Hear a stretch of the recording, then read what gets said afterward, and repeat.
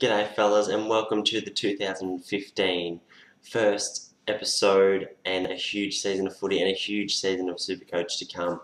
I'm keen as mustard to get into things tonight and I will be revealing my 2015 starting squad, Stony Stunners starting squad, and I will be justifying every selection as I go. So I'm going to kick it off straight away, starting in the defence. My backline is probably where I've gone the most riskiest. I'm selecting two unproven players, but I'm still ultra happy with them. My first defender is Heath Shaw. I think Heath Shaw will end up in the top 3 defenders of the year. He's been an absolute proven premium for years on end, averaging 92 last year, and I believe as the Giants get better, he will get better. He will stand up and provide a solid output for me this year, so I'm selecting Heath Shaw as my number 1 defender. Number 2, I've got Michael Hibberd from the Bombers. With the Essendon drugs saga over and done with, I think everything will be back to normal and Hibberd will be a significant selection this year. He averaged 91 last year and it's just too hard to overlook him this year. I see him averaging about 95 to 105. His ceiling isn't all that high, but I'm always going to back him in to get at least a solid 90. So Michael Hibberd, number 2 defender. Number 3, I'm going with Jack Nunes from the Saints. This kid is going to be a star. He's into his 4th year now. He had a breakout year last year. He's nicely priced, and I expect everyone to be jumping on him this year. Lock him in, guys. Jack Nunes, defender 3. My D4, I've gone with Harry Hereta Lumumba. The big Harry slots nicely into my D4 spot. With the change over to the Ds, I expect this to do Lumumba a world of good. He's playing on the wing and in the guts in the NAB Challenge, which was just absolutely great to see.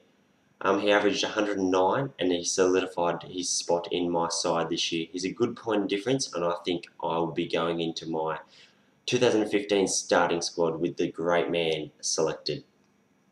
My D5, I've selected Nathan Brown. His job security is solid as a rock and that's what you need with your rookies and your lower price kind of players.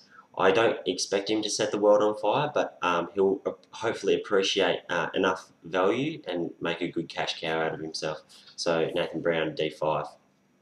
And my last 3 rookies I've gone with Sard, McIntosh and Goddard. So these are my 3 rookie selections at this point in time. It could change at any time depending on final team selections, but I think these 3 are the most solid rookie defenders at this stage. Alright, we're going with the midfield. I've gone with a simple guns and rookie strategy here, guys. I asked myself if I wanted to stuff around with mid prices and hoping to provide premium output and keeping the mid prices, but I decided not to. I'm just going to go guns and rookies. So first of all, of course, it is Gary Ablett, my man. So much pre-season talk about about the little master this year, and he's turned many people off selecting him, but I still have to have him. The lack of pre-season a few years back saw him pump out 197 4 rounds in, so the lack of pre-season is not worrying me, folks. Nothing can hold him back, and for my sake, I'm glad people are jumping off him. Yes, I think he'll drop in value, maybe not too much, but I think he'll drop. He won't maintain his stupidly high break-even every week, especially early, but by the time you waste all them trades getting him in, you've already missed out on his bizarre scores he can rack up. Gaz is a risk I am willing to take this year, so he's hoping it works. Gary Ablett, my number 1 selected midfielder. Number 2, Scotty Pendlebury. Not much needs to be said about the great man. He hasn't averaged under 124 in the past 4 years, and he won't slow down this year. Just set and forget. Could even average 130 this year. Scotty Pendlebury, lock him in midfield 2. Number 3, I've gone with Fifey, Nathan Fyfe from the Dockers. My favourite player in the comp, and was always going to get a spot in my side. I believe he would have won the Brownlow last year if he wasn't suspended. He averaged 122, just going quietly about his business, and we'll do that again this year. Just lock him in, Nathan Fyfe. My M4, I've gone with Dane Beams from the Brisbane Lions. I hadn't selected this bloke all pre-season until the last couple of days. I had Lachie Neale from the Dockers in there, went bonkers in the NAB Cup, and I had him in there for ages, and I've just got cold feet right now. I can't go in with Lachie Neale. Don't know what he's going to put up this year. So selection is still up in the air, but I've gone for Beams at this stage. He's going to be at Brisbane this year, so new club, possibly affecting his Supercoach scoring output. But he looked amazing in the preseason, and I think he can provide a 125 plus season average. So I'm just about sold on Dane Beams. Number 5 midfielder, Griffin from GWS. Griffin was always going to be a lock in my side, even before he went bonkers in the NAB Cup. At 530,000, I think he's an absolute steal at that price, and could possibly even be a top 10 midfielder by year's end. Even if he gets a tag at GWS, which I think he will, I don't think it will affect him as much as others. I'm thinking somewhere around the 110, 115 mark he'll average, and I would be satisfied with that for Ryan Griffin from GWS. And that's where my premiums end in the midfield. That brings on the rookies and the higher priced rookies. Newton and Cripps, I've got them both in there. They're both higher priced rookies and both pre-season bolters, just getting the job done in the NAB challenge, and I expect them to both rise in cash very quickly, hopefully getting them premiums in as soon as I can. So I've gone with Newton and Cripps there, and then my cheaper rookies, Heine, Vandenberg, Cam Ellis, Yeoman and Took Miller, all look the most solid midfield selection rookies so far, and I think they'll be making the money the quickest. This could change, as I said, teams being announced and who's being named on the field as well could change. So them 4 I've gone at this stage. Now onto the rucks. So this year my ruck selection and structure was simple, set and forget. So I've gone with the 2 big man, Todd Goldstein. He's ever reliable and will dominate this year. In 2014, he was ranked 2nd in total hitouts and ranked 6th in total Supercoach score. So why not just lock the big Goldie into your side at 574,000? And for my number 2 ruck selection, I've gone with Ivan Marek, the mullet man from Tigerland. My R2 selection was held by Nick Nat for a lot of the preseason, and I couldn't do it with just the one ruckman on the bench this year. I think this year, just with that one ruckman on your bench, you just need to be ultra solid in there in your 2 premium ruckmen this year, and not stuffing around with trades. So I went with the mullet. He averaged 113 in 2012, then just off the 100 mark in the past 2 years. So he's fit and he's ready to rumble down to Tigerland, so he's in for me, Mullet Marek.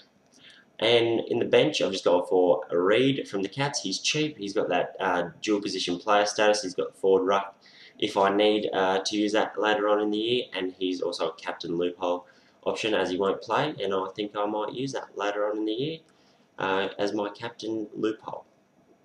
Now, moving on to the forwards. I was really happy with the forward rookies this year, what they presented me. So I've gone a little lighter on in the forward line with premiums, but I'm happy with my structure all around the ground and my forwards also. My number 1 forward selected this year is Robbie Gray. He bolted out of the gates last year, playing midfield and kicking goals. Also killed it in the NAB challenge, showing us all why we should select Robbie Gray this year. He's expensive, but I believe you just have to pick him. I'm picking him to be the number 1 forward at year's end. Robbie Gray, lock him in. Number 2 forward, I've gone with Dusty Martin. Word is that he's built his tank up and will be playing predominantly midfield, which is just what you want for them forward premiums. He looks stronger with a touch of class in the NAB challenge, and he's rock solid there as my F2. I'm locking Dusty Martin into my side.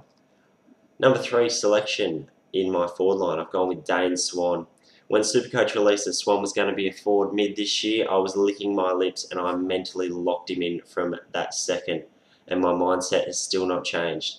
At 464,000, even more reason to pick the great Dane Swan in your side this year. He couldn't give a stuff about the NAB challenge, so don't even try and look into what he produced in the NAB challenge. I'm tipping Swanee to go absolutely bananas this year, and he's locked in my F3 spot. Now, that's where they end, and it's where the rookies start. I've gone with Christian Salem. He's playing off the halfback flank in the NAB Cup, which was great to see, and he scored 132 in one of them games. It just ticks all boxes for me. He's cheap as chips for someone he played 12 games last year. 7 of them he had the vest on, so at 185,000, very cheap for someone that's played 12 games last year. So I'm locking Christian Salem into my side. For my forward number 5, I've gone with Mitch Clark. He's just a must-have, another steal at that kind of price, and I just can't go past him. He kicked 6 and racked up a huge 155 Supercoach in the NAB 2, and just locked him in for me. He'll make plenty of money, which is really what you need there. So Mitch Clark is locked into my Supercoach side. And for my last forward spot on the ground, I've gone with Jesse Hogan. He's an absolute beast of a kid. Playing as a predominant key position player, playing at full forward is the only worry, but his job security is great. They've been talking about this kid for 2 years now. It's a yes from me. Jesse Hogan is in my side. And the two on the bench, I've gone with Lamb and Lambert, both Lambs and both big bodies. Expecting them to both play early and make cash, and will just sit on the bench nicely, make the cash and score well on my bench for me. And I think they are two solid selections for my forward bench. So there is my 2015 starting squad for Stony Stunners, the Supercoach on the Couch host. I think I'm happy with the structure. I've gone with predominantly guns and rookies, a couple of little risks there with Lumumba, Nunes, a little bit risky, but I think what I've got I'm really happy with. So that's what I'm going in with, and hopefully you will listen to that and take note, because I think I've got it pretty down packed here. So send in your sides to me and I'll have a quick look at them if you want.